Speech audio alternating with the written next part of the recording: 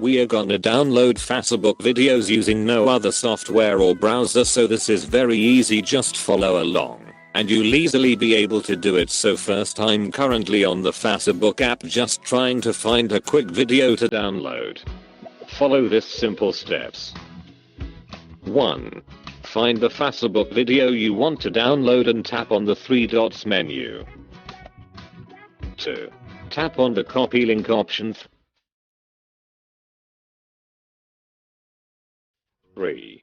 Open your favorite web browser and paste the link. 4. Instead of Impoint Facebook, replace it with Basic Point Facebook. 5. Tap on the video to open it, then tap and hold on the video and tap download video.